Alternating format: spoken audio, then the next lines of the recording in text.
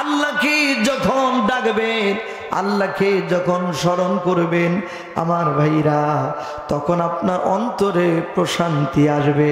আল্লাহ নামের জিকির হবে আপনার বাথরুম থেকে পার্লামেন্ট পর্যন্ত, প্রতিটি সেক্টরে, প্রতিটি কাজে আমার নবী যেভাবে শিখিয়েছেন সেটার নাম হলো জিকির। আপনি শুধু জিকির নিয়ে গেছেন আমার ঘরে একটা নির্দিষ্ট টাইমে না, এরকম কোনো সুযোগ নেই। আমি তো বাংলাদেশের সব চাইতে বড় দরবারে পড়ালেখা করেছি, এটার নাম হলো সরসিনা দরবার। আপনারা চেনেন কি চেনেন না? এ ভাইরা, আমরা সেখানে জিকিরের হাইসিয়ত পদ্ধতি সব শিখে এসেছি, সব সেখানে আমরা হলো তালিম তালকিম সব দিয়েছি। জিকির আমাকে বোঝাতে হবে না, ভালো করে শুনবেন। কোরআন হাদিস পড়ে পড়ে যা শিখলাম, নবী ইসবাতের যে জিকিরের কথা বলছেন, পাসান পাসের জিকিরের যে কথা বলছেন, লা ইলাহা ইল্লাল্লাহ, এই হলো নবী ইসবাতের জিকির। এটা পুরা বলতে হবে। নবী মানে না, ইসবাত মানে হা। নবী মানে এখানে হলো লা, আর ইসবাত ইল্লা মানে সারা ব্যতীত, এইটা হলো এখানে হা। লা ইলাহা ইল্লাল্লাহ, এই হলো নবী ইসবাতের জিকির। পুরোটাই পড়বেন, তখন পূর্ণ নবী ইসবাতের জিকির হবে। এই হলো লা ইলাহা ইল্লাল্লাহ। এছাড়া ভেঙ্গে ভেঙ্গে পড়া জায়েজ নাই, অর্থ বিকৃতি হয়ে যায়, অর্থ আলাদা হয়ে যায়। এরকম শব্দ ভেঙ্গে করবেন না, পুরোটা একসাথে করবেন, কোনো সমস্যা নেই। ভাইরা আমার, পাসান পাস মানে হলো যখন আপনার নিঃশ্বাস ছাড়বেন, আপনি ছেড়ে দেবেন নেওয়ার সাথে, পড়বেন নেওয়ার সাথে হবে লা ইলাহা ইল্লা ইলাহা এই পর্যন্ত, আর নিঃশ্বাস ছেড়ে দিতে হবে ইল্লাল্লাহ। আমার ভাইয়ারা এইভাবে করবেন। তার মানে একজন মুমিন জীবনের যখন নিঃশ্বাস ঢুকবে তখন হবে লা ইলাহা, আর যখন ছেড়ে দেবেন তখন হবে ইল্লাল্লাহ। নিঃশ্বাস ঢুকতে আর বের হতে সেখানেও হলো লা ইলাহা ইল্লাল্লাহ। আল্লাহ ছাড়া কোনো ইলাহ নাই, কোনো মাবুদ নাই, কোনো আইনদাতা নাই, কোনো জীবনদাতা নাই, কোনো বিধানদাতা নাই। জোরে বলেন কথা ঠিক কিনা? আপনি কি জিকির বুঝাচ্ছেন? কথা বলেন, কথা কি বুঝতেছেন? তার প্রতিটি মুমিনের সবসময় প্রতিটি শ্বাস আর প্রশ্বাসের সাথে আমার ভাই ঢোকার বের হওয়ার সাথে হবে লা ইলাহা ইল্লাল্লাহ। পুরোটাই লা, এটা নেওয়ার সময় এটা হবে, নেওয়ার সময় ছেড়ে দেওয়ার সময় এটা, কোনো অসুবিধা নেই। সেটি তো আপনি বলছেন, এটা সবাই করবে, আল্লাহ কবুল করে নেবেন। আমেরিকার একটা গবেষণার কথা বলি আমার ভাইরা, যারাই হলো এই পাসান পাস বলেন আমার ভাইরা, নবী ইসবাত জিকিরের কথা বলেন, যেটাই বলেন পাসান পাস, খপি আকফাসের ইত্যাদি যে কথাগুলো আছে, ওদিকে গেলে আমার সময় থাকবে না।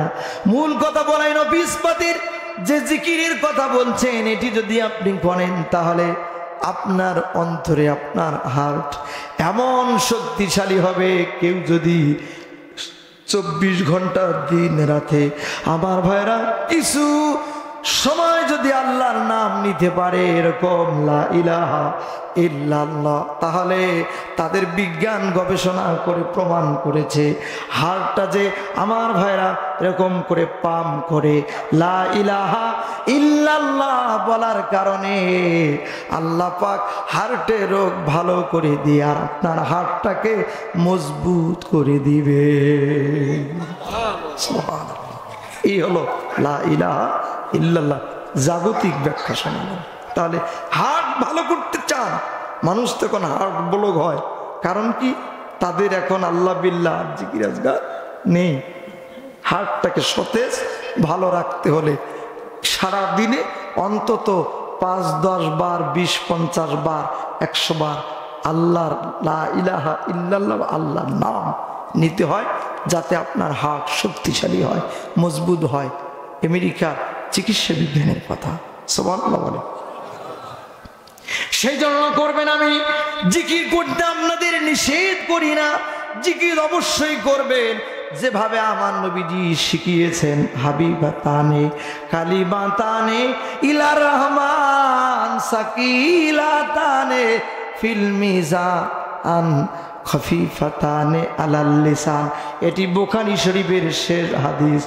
ও বান্দা, ভালো করে শুনে রেখো, মানুষের আমার ভাইরা দুটি বাক্য রয়েছে, বলতে গেলে একেবারেই সহজ, আপনার জিহ্বায় হালকা হবে, আর ওজনের পাল্লায় এত ভারী হবে। সেই বাক্য দুটি হলো সুবহানাল্লাহি ওয়া বিহামদিহি সুবহানাল্লাহিল আযীম। সুবহানাল্লাহ, এগুলো শব্দ পড়বেন। সুবহানাল্লাহ, আল্লাহু আকবার, আলহামদুলিল্লাহ, লা ইলাহা ইল্লাল্লাহ। এছাড়া ভেঙ্গে আলাদা টুকরো করে করে বলা কোনো শব্দ জায়েজ নাই। আল্লাহ নবী শিখিয়েছেন, দেখেন আমার ভাইরা ভালো করে শুনুন। সুবহানাল্লাহ এটা হলো আপনার তাসবিহ, আলহামদুলিল্লাহ হলো তাহমিদ, আর আল্লাহু আকবার এটা হলো আমার ভাইরা লা ইলাহা ইল্লাল্লাহ, এটা তাওহীদ। আল্লাহু আকবার হলো তামহিদ। ভালো করে বুঝবেন, প্রতিটি আলাদা আলাদা পরিভাষা আছে কোরআন হাদিসে, এই জন্য ভালো করে শুনবেন। আল্লাহ পাক যখন আমার ভাইরা মানুষ সৃষ্টির ব্যাপারে ফেরেশতাদের কাছে পরামর্শের কথা বলেছিলেন, তখন কি বলেছে ফেরেশতারা? আল্লাহ আমরা তো আপনার তাসবিহ পড়ি, অনুকাদ্দিসুলা, আর আপনার পবিত্রতা ঘোষণা করি, আপনি কি প্রয়োজন আছে মানুষ বানাবেন? সত্যিকার অর্থে যদি শুধুমাত্র মানুষকে তাসবিহ তাহলিল পড়ার জন্য আল্লাহ পাক যদি মানুষ বানাতেন, তাহলে তো ফেরেশতার প্রয়োজন ছিল না। ফেরেশতারা বলতো, আল্লাহ বলছেন সূরা বাকারার 30 নম্বর আয়াতে, ওয়াইদ ক্বালা রাব্বুকা লিল মালাইকাতি ইন্নী জাইলুন ফিল আরদি খলিফা ক্বালু আতাজালু ফিহা মান ইফসিদুদ দিমা নাহনু নুসাব্বিহু ওয়া নুকাদ্দিসু লাক ক্বালা ইন্নী আ'লামু মা লা তা'লামুন। আল্লাহু আকবার বলেন। স্মরণ করব এই সময়ের কথা, নবী হে যখন ফেরেশতাদেরকে আল্লাহ পাক সালাম পরামর্শের জন্য বলেছিলেন, আমি পৃথিবীতে খলিফা পাঠাতে চাই, বানাতে চাই, খলিফা পাঠাতে চাই, নিজাইলুম ফিল আরদি খলিফা। আমার বাইরে তখন ফেরেশতারা বলেছিল, ক্বালু আতাজালু ফিহা মান ইফসিদুদ দিমা, ও আল্লাহ তুমি এমন কাউকে সৃষ্টি করবা যারা পৃথিবীতে গিয়ে রক্তপাত ঘটাবে, যারা হলো মানুষ মারবে, খুন করবে, হত্যা করবে, ছিনতাই, রাহাজানি, এরকম খারাপ কাজ করবে, এরকম কোন মানুষ তুমি বানাতে চাও কি? প্রয়োজন আছে, দরকার নেই। ফেরেশতারা ভেটো দিয়েছিল, এই কথা দিয়ে বোঝা যায় বলেছিল আমরাই তো নাহানু, আমরা নুসাব্বিহু আপনার তাসবিহ পড়ি, ওয়া নুকাদ্দিসু আপনার পবিত্রতা ঘোষণা করি। কি দরকার আছে? আল্লাহ বলছে ক্বালা ইন্নী আ'লামু মা লা তা'লামুন, আমি যা জানি তোমরা তা জানো না। আল্লাহু আকবার। এই কথার দ্বারা বোঝা যায় আল্লাহর মানুষ সৃষ্টির উদ্দেশ্য ভিন্ন। কথা বলেন ঠিক কিনা? তাসবিহ তাহলিল আর সুবহানাল্লাহ আলহামদুলিল্লাহ জিকিরের জন্য যদি আল্লাহ মানুষ বানাতেন, তাহলে এখানে আল্লাহ বলতেন না যে আমি যা জানি তোমরা তা জানো না। কথা বলেন। পরের আয়াতে আছে আদমকে শিক্ষা দিলাম, সব কথা আদমকে শিখালেন, বিভিন্ন নাম। কথা বলেন ঠিক কিনা? সমস্ত এসেম। এ ভাইরা, এ আয়াতে আগের শব্দ হলো ওরা মারামারি করবে, কাটাকাটি করবে। ভাই কথা বলবি, ওরা মারামারি করবে, কাটাকাটি করবে, এই কথা ফেরেশতারা বলেছে। তার মানে মানুষের দুইটা গুণ হবে, একটা হলো ভালো মানে কল্যাণ, আর একটা হবে অকল্যাণ। জোরে বলেন কথা ঠিক কিনা? আল্লাহ রাব্বুল আলামিন আপনাকে আমাকে বানিয়েছেন কল্যাণের জন্য, মানবতার কল্যাণ করার জন্য। এই জন্য আমার ভাইরা মসজিদে যখন নামাজ শেষ হয়ে যাবে ঘোষণা এসেছে, এটাও হলো ফরজ 500 আয়াতের ভিতরে একটি।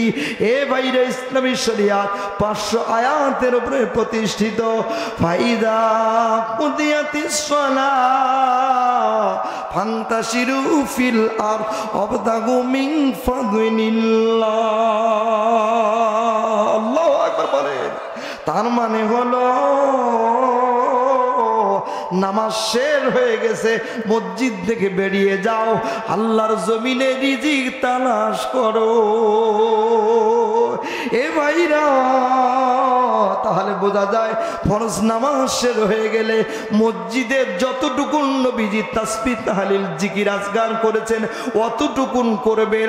এর বাইরে মসজিদে বসে আমার ভাইরা থাকার কোনো সুযোগ না। আর আমরা মারো লা ইলাহা ইল্লাল্লাহ মারতেছি, মারতে তো হবে, কিন্তু যতটুকুন নবীজি শিখিয়েছেন প্রয়োজন অতটুকুন, এর বাইরে না। আমার কথা বুঝতেছেন?